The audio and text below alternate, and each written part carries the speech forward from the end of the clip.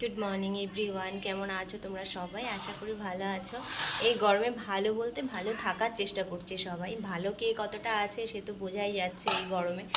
তো যাই হোক, আর এখানে দাঁড়িয়ে কথা বলছি তা দেখো এত লাইট, মানে বলার কথা না। বাইরেটা দেখো একদম পুরো রোদ্দুরে একদম ঝাঁঝা করছে।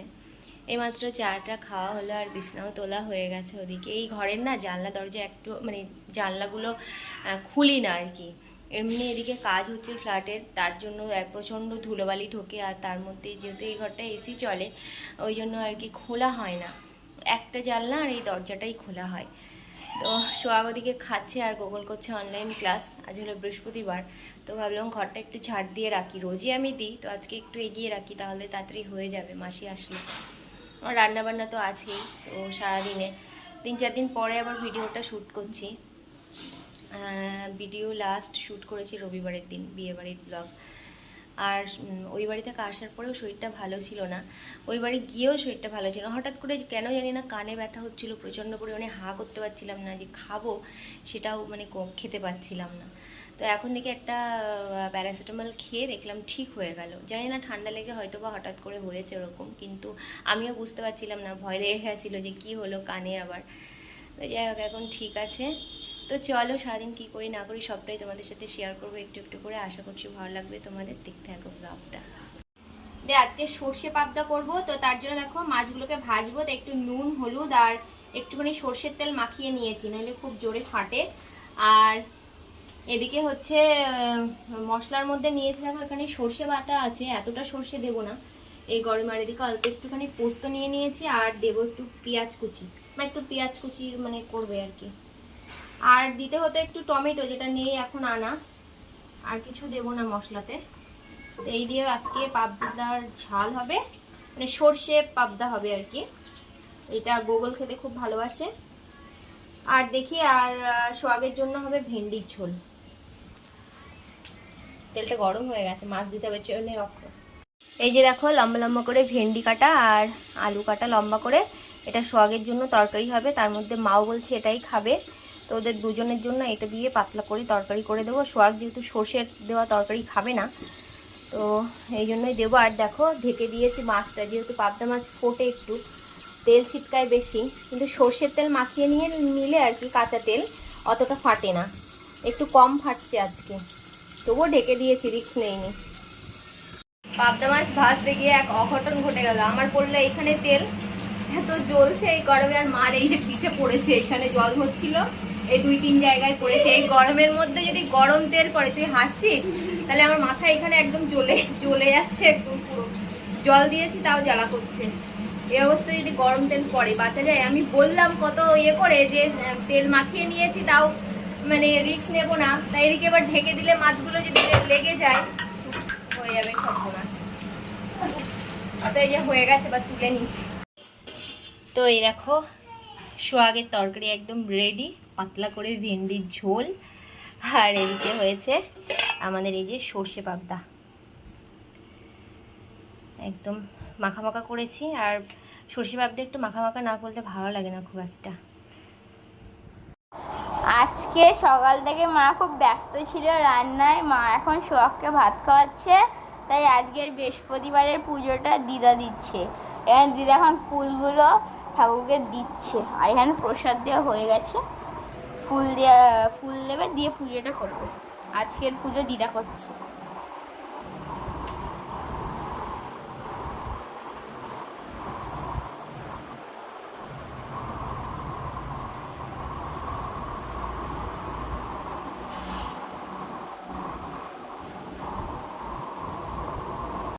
আজকে সকাল থেকে রান্নাঘরে দাঁড়িয়ে দাঁড়িয়ে রান্না করতে করতে শরীরটা এত বেশি টায়ার্ড লাগছিল যে আর কি বলবো। ওই জন্য আজকে মাই পুজো দিয়েছে, আর আমি সোহাগকে খাওয়াচ্ছিলাম। তখন রান্না করে মানে ভীষণ কষ্ট হচ্ছিল আর কি গরমে। তো একটুখানি রেস্ট নিলাম, নিয়ে সোহাগকে খাওয়াচ্ছিলাম। সোহাগের খাওয়া দাওয়া হয়ে গেছে। আর এদিকে স্নান টান করে এসে আমি এই জাস্ট এলাম, এসে এসিটা অন করলাম, ভীষণ গরম করছে। এবার খাওয়া দাওয়া করবো। ভেবেছিলাম আজকে কচুরলতি ভাজবো, তো নিচে দিয়ে আজকে সবজি গেল না, ওই জন্য নিতে পারলাম না। ওই জন্য আজকে করেছি পটল বাটা, কাঁচা পটলটাকে বেটেছি, আজকে বেটে রান্না করেছি, দারুণ লাগে খেতে। তো চলো তোমাদের সাথে একটুখানি দেখাই যে কেমন করে, মানে রেসিপি তো দেখাতে পারবো না, রান্নাটা কেমন হয়েছে সেটা তোমাদের সাথে চলো শেয়ার করি একটু। তো এই যে দেখো কাঁচা পটলটাকে বেটে রসুন পেঁয়াজ দিয়ে ভেজে কাঁচা লঙ্কা দিয়ে এরকম দেখতে হয়েছে। এটা কিন্তু খেতে দারুণ লাগে গরম ভাতের সাথে। গুগলকে নিয়ে যাচ্ছে এখন টিউশনে, এখন 6:10 মতো বাজে, এই মাত্র খেলে এলো। আর এখন দিয়ে আসি, খুব গরম, রাস্তা দিয়ে ভীষণ ভাগ উঠছে। এই বেশিক্ষণ লাগবে না, একটুখানি লাগবে, দিয়ে চলে আসবো আবার নিতে যাবো দুপুরের বাচ্চা।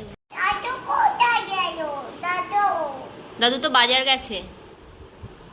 তুমি জানো না দাদু কোথায় গেছে? ডিউটি গেছে না ডিউটি যায়নি, এখন বাজার গেছে।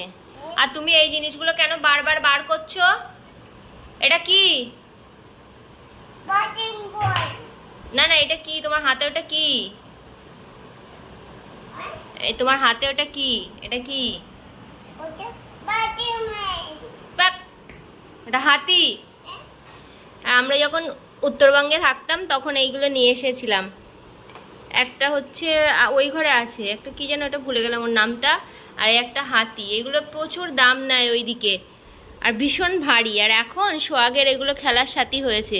এগুলো সোহাগের বাবার খুব শখের জিনিস, কিন্তু এখন ওই শোকেসে রাখাতে ও ওখান থেকে টেনে টেনে বার করে আর ইচ্ছে খুশি মতো খেলে। একদম পিওর কাঠের এগুলো, আর ভীষণ ভারী। আর এর দাঁত ছিল দুটো এইখানে, সেই দাঁত দুটো ও তুলে ফেলেছে। যাও রেখে এসো, রেখে এসো, যাও রেখে এসো। কেন বারবার খোলো তুমি? ওইগুলো আমাদের খুব পছন্দের জিনিস, তুমি কেন খোলো? বারবার নিয়ে খেলা করো কেন? কাঠের বলে এখনো মানে রয়েছে, নইলে অন্য কিছু হলে আর থাকতো না। হ্যাঁ রেখে দাও, লাগিয়ে দাও। হ্যাঁ বন্ধ করে দাও। Very good. এখন 7টা বাজে, সন্ধ্যা। আমি একটু চা করলাম। মা আজকে চা খাবে না, কারণ মায়ের শরীরটা ভালো লাগছে না, ওই জন্য মা খাবে না। তো বাবার চাটা, বাবা একটু বাজারের দিকে গেছে, তো চা করে ঢেকে রেখেছে। আর এই যে আমি এখন খাবো, 1 কাপ নিয়ে এসেছি করে, একাই খাবো। কদিন না সন্ধ্যাবেলায় আমার একদমই চা খাওয়া হচ্ছে না, মানে এদিক ওদিক চলে যাচ্ছি আর ফিরছি অনেক লেটে, ওই জন্য চাটাও আর খাওয়া হচ্ছে না। আর সন্ধ্যাবেলা চাটা না খেতে পারলে আমার ঠিক ভাল লাগে না, তো ওই জন্য আর কি ভাবলাম যে একটুখানি চা করে নিয়ে আসি। আজকে দুপুরবেলা পেতেছিলাম দই ওই 11:30টার দিকে, তো তোমাদের সাথে আর শেয়ার করা হয়নি। কিন্তু এখন এই খুলবো, দেখি জমে গেছে নাকি দইটা। আমি কিন্তু আগে থেকে দেখিনি, এই মানে প্রথম খুলবো আর কি, ব্ল্যাঙ্কেট চাপা দিয়ে রেখে গেছিলাম। তো দেখি চলো দই জমে গেছে নাকি। এই যে বসিয়েছিলাম দই, আশা করি জমে গেছে, কারণ এত গরমে মানুষ হয়ে যাচ্ছে। সরে যাও পাপা, সরে যাও, সরে যাও। তো দেখি কেমন হয়েছে। এই দেখো, মনে হচ্ছে জমে গেছে। হ্যাঁ একদম পারফেক্ট জমে গেছে। যখন কেটে খাবো তখন অবশ্যই তোমাদের সাথে শেয়ার করবো। আর এখন আমি এটা ফ্রিজে রাখবো, ঘন্টাখানিক মতো ফ্রিজে রাখবো, তারপরে রাতে একটু করে খাবো। এখন বাজে কটার? 10টা 10 না? এই ঘড়ি কোথায়? 10টা 10 বাজে, উল্টো দেখাচ্ছে মোবাইলে। এখন হঠাৎ করে এসেছে দাদা, তো জানতাম না যে ও আসবে। ও একটা কলকাতাতে কাজে এসেছিলো, তো এখানে এসছে।